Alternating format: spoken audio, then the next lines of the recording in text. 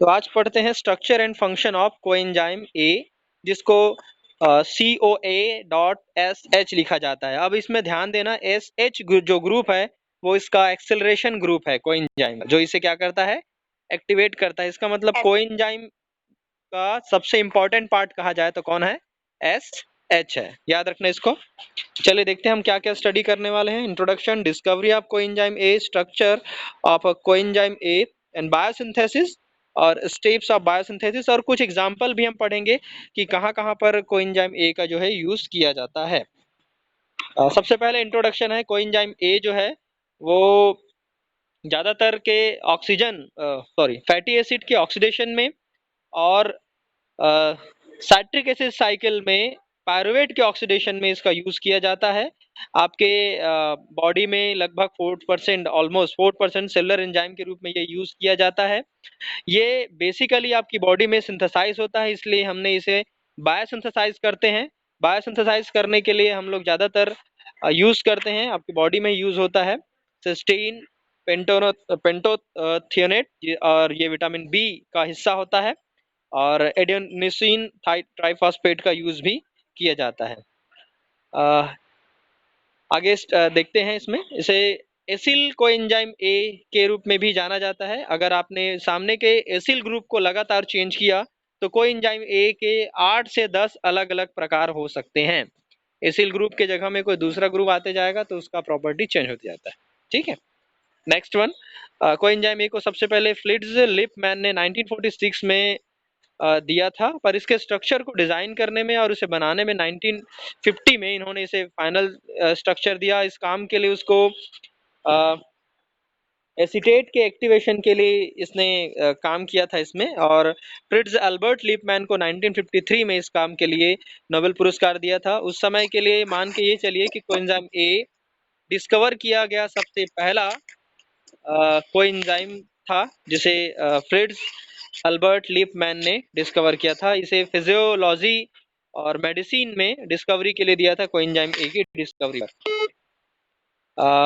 Next आता है structure of coenzyme A. आपने देखा होगा ये लंबी चौड़ी स्ट्रक्चर है, जिसको हमने इसे 5 हिस्सों में डिवाइड किया हुआ है।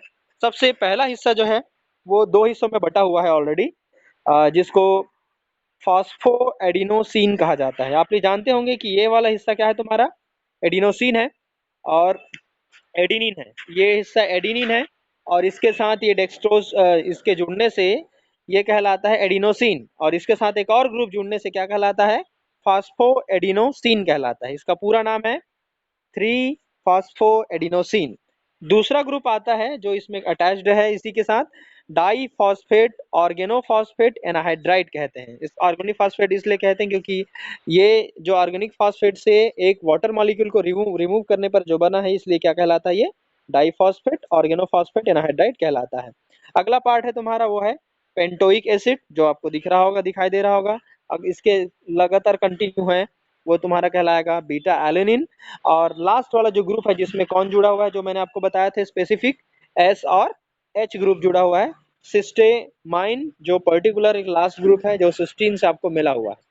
नेक्स्ट आता है आपका बायोसिंथेसिस।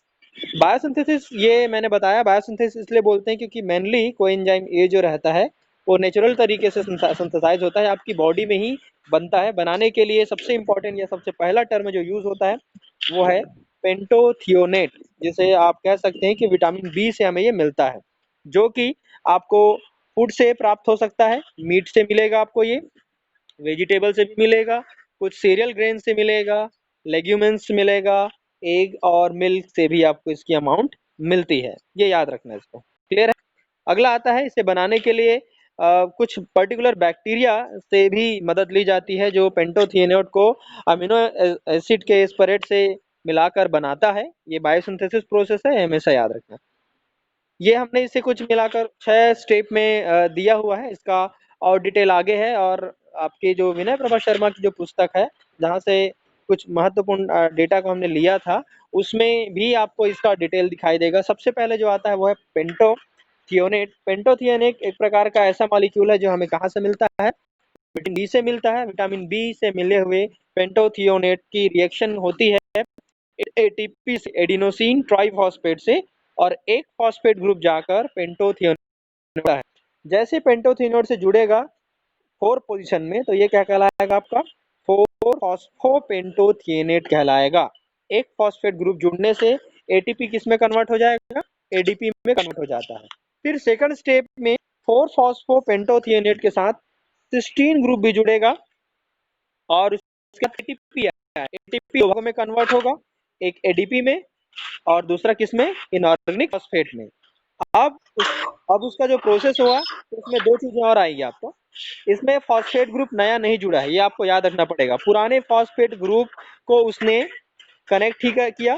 अगला जो उसमें जुड़ा था सिस्टीन, और इस सिस्टीन के जुड़ने से नया कंपाउंड जो बना उसका नाम था 4 फॉस्फो एन पेंटोथिनॉइल सिस्टीन। पेंटोथिनॉइल सिस्टीन में रिमूवल का प्रोसेस होगा, इसमें डी कार्बोक्सिलेज एंजाइम की उपस्थिति में ये फिर कन्वर्ट होगा और 4 फॉस्फो पेंटोथिनिन में कन्वर्ट हो जाता है। अब इसमें वापस एक और एटीपी के जुड़ने से एक एडेनिन और कनेक्ट होगा और उसमें से फॉस्फेट ग्रुप रहेगा जो कोएंजाइम के साथ कनेक्ट हो जाएगा। कोएंजाइम के साथ जुड़ते ही उसका नाम हो जाएगा डी फॉस्फो कोएंजाइम ए, और लास्ट में एटीपी और कनेक्ट होगा और एक फॉस्फेट को कनेक्ट करेगा। आवाज आ रही मेरी?